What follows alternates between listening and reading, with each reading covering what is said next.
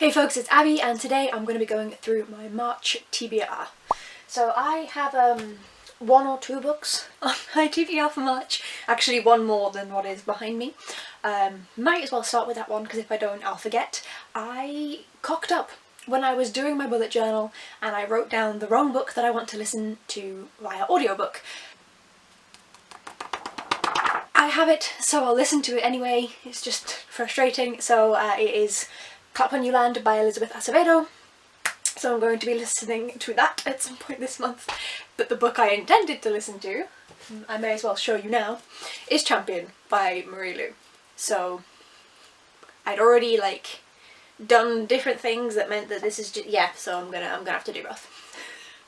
So there you go, there's two books straight away. I have far too much on my TBR this month, so as always, please pray for me. But yes, so Clap When You Land, Elizabeth Acevedo is I believe it's a novel in verse.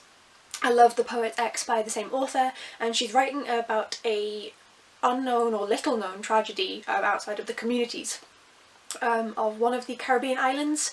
Flights to New York, I believe, and two sisters on either side of a family. Their father had each family separately and they didn't know about each other, and it's about their grief and coming together to kind of unite as a family after he passes away in this crash. Very interesting concept. Should hopefully be good, which will make up for the fact that I have an extra book to read this month. Champion is the third book in the Legend trilogy written by LaRue. This is your standard YA dystopian, so you know, like young girl from privileged background realises things aren't what they seem. Young boy from disprivileged background realises things can get better. And yeah, essentially. The middle book very much had a middle book syndrome. First book was interesting, so apparently this is a nice good ending, so I'm really hoping that I will enjoy wrapping this up and finally finishing a series on my TBR. Considering I've started here, I might as well work my way through. So then next up we have The Raven Boys by Maggie Stiefvater. This is the first book in the self-named series, and it is about a young girl, Blue, who has been foretold that if she kisses the boy that she loves he'll die, and then four boys from the local rich posh school, I'm assuming she falls in love with one of them and then can't kiss him because he'll die. I don't know too much. Her family can see ghosts, I believe. I know very little. You probably know more about this than me. Olivia is very nervous for me to read this, which makes me think that it's not going to be up my street. She tends to know exactly what I'm going to love. So this is Olivia from Olivia's Catastrophe, by the way.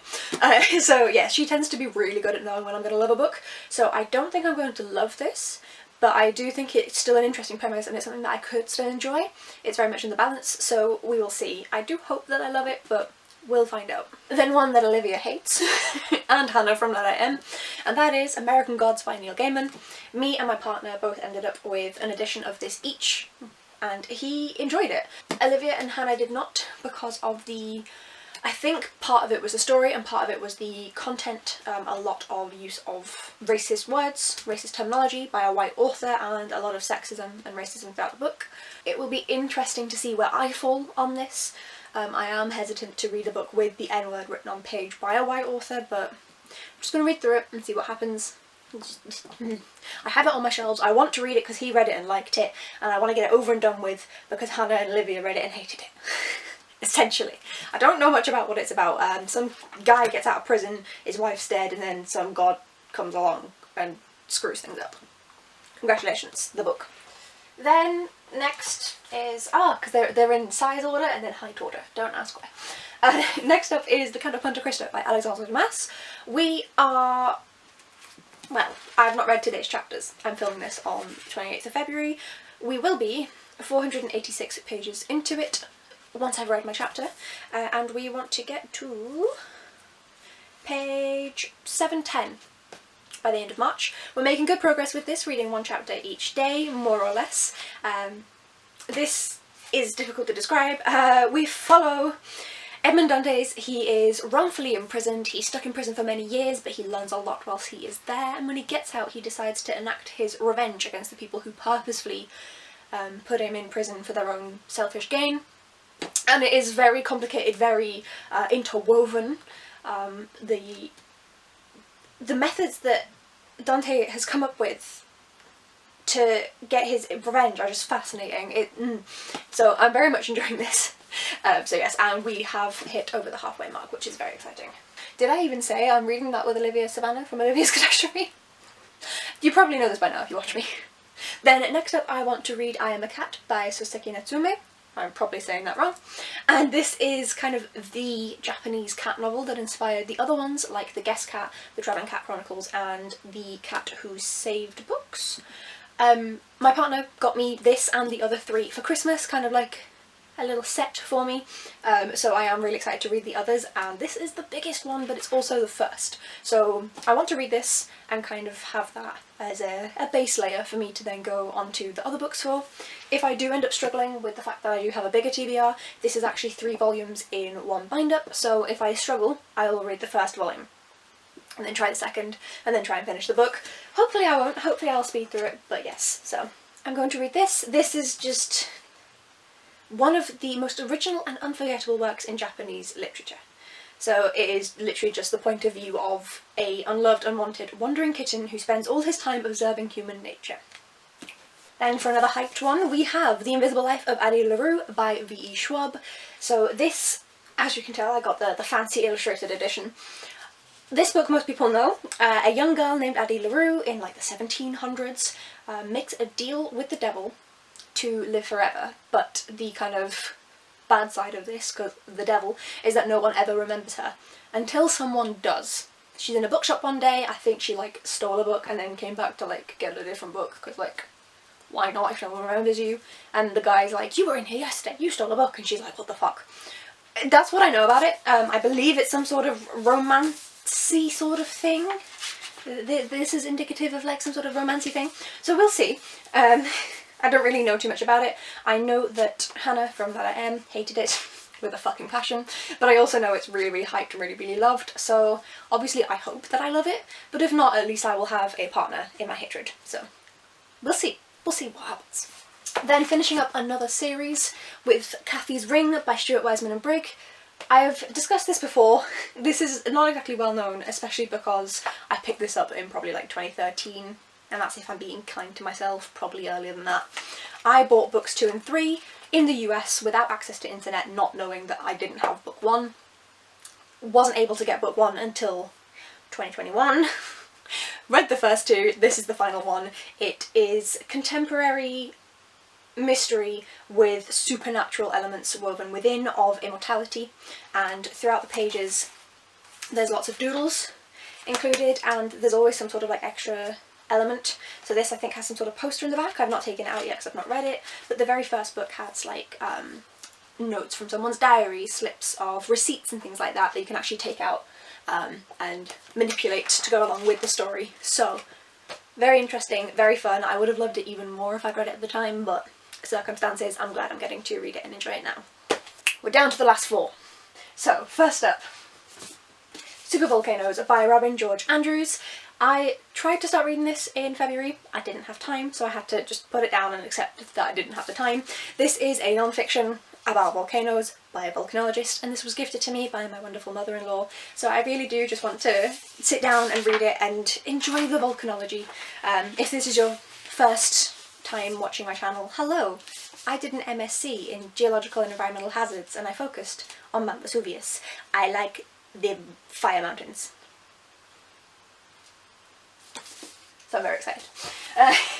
Then we have the Illumicrate book. That will have been a hint for some of you, so that's why I'm holding it down there. Timestamp here, sorry, editing Ari, for if you want to skip, if you haven't opened your box for some reason, or if you don't want to know what the Illumicrate book is. However, it is A River Enchanted by Rebecca Ross, and I will say that this redesign of the cover is absolutely stunning, and I prefer it vastly over either of the 2 covers that were out, either the American one or the British one. This is a Scottish-inspired fantasy written by an American author, so I'm quite hesitant about that, that involves music and water. 2 things that I love, so I'm really, really hoping that this author knocks it out of the park. But yeah, I am a bit hesitant about an American author writing a Scottish-inspired novel. Like, I would hesitate writing a Scottish-inspired novel, and I'm British with a Scottish mother. But we'll see, we'll see. So I'll be reading this along with the Discord group as I do with the Illumicrate ones, I like to make sure that I'm keeping on top of them. Then we have my monthly reread, which is Dead or Alive by Derek Landy. This is the most recent Skullduggery Pleasant novel that we have published.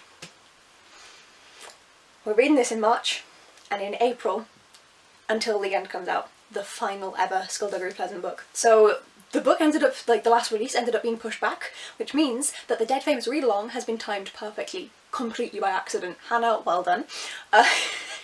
So yes, I'm reading this with the Dead Famous read-along. We have been going through every single one of the books and then doing a live show on Hannah's channel discussing them. I adore these books. I have read all of them all already, including the grimoire that was published after this one, which me and Becca are planning to read in April before Until the End. So Until the End is going to be the first one that I actually read with everyone. But yes, so Dead or Alive, I can't say too much. This is written by an Irish author set in Ireland. We follow a young girl who discovers magic after the passing of her uncle and ends up being embroiled into this world under the tutelage of a skeleton detective. It starts off as middle grade, it gets really fucking dark, and I love it so much. Lots of tabs, I don't know if you can see them because they are the same colour as the sprayed edges, which brings me so much joy. But yes, I'm very excited to read this one with Becca and see her reaction. And then last, and you know what, yeah sure, least, we have Fall of Giants by Ken Follett. So this is a book that I've been reading since 2018. I would accept if you told me it was 2017 or 2019, I'm not sure, but a while. It's a big boy, and basically I used to be really bad with big books, really bad. I'm a lot better now, still not great, but a lot better, and so I just want to fucking finish this, please. I barely have anything left. I haven't read the chapters that I want to today. I'm filming this on the 28th, so I do want to get to like, let's see, like here. I'd like to read a decent chunk today. So then I will have from approximately 760 pages to 850, so just around 100 pages of this. I'm so close. I just want to finish it. I just want it to be finished. This is all about World War I. There are 3 books in the Century trilogy. This is the first one, then you have World War II, and then the Cold War. And this is really interesting, and there are some parts that are really well written, but I will say that you can tell it's written by a man. There are some parts of it that are slightly unbelievable from the female point of view. He tries at some points to like make what would be like a reasonably, you know, egalitarian feminist stance, and at other points it is so clearly written from a bloke's point of view, mainly with the sexual content. It's an adult book, so of course these people would have sex, but it's very clearly written from the male gaze, like, so badly. I'm really hoping that that gets better in the other 2 books, because the actual content of these, aside from that, is interesting. So let's hope it's better in the next 2, which I have, they're down there. But yes, so very interesting, but the writing isn't fantastic, and I'm hoping just to finally get this finished. I will be so happy when this is finished. Oh, and I'd also like to read my geoscience magazine, but no one cares about that. So yeah, these, along with Clap When You Land, are the books that I want to read in March. As always, too many. Always. Always too many. But I don't think it should be too bad, because this is only like 100 pages. These are always fast rereads. This I will kind of like have to keep up to go along with the Discord readathon, so that'll be fine. Then this is the first one that I'm actually going to have to read, and it's non-fiction, so it will be a slow read. But I'm going to enjoy it, so it's fine. Then Cathy's Ring is like 150 pages. This one is another one that's like, okay, I've got to read that. This one I don't have to read all of. This one is just a chapter a day. Hopefully the audiobooks, if I listen to this one by audiobook as well, will be nice and easy. The Raven Boys is a YA fantasy, so that should be nice and fun, and American Gods should be hell on earth. So, all very good, I don't know. So yeah, those are the books that I want to read in March. Why do I do this to myself? And yeah, I haven't, just a little sneak peek into my February wrap-up. I've not balanced the books, so wish me luck.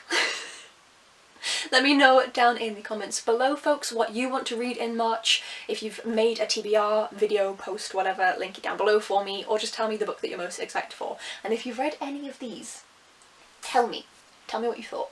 If you'd like to see some more of my content, please do hit subscribe, and if you enjoyed this video, hit the like button, and I will see you in the next one. Bye!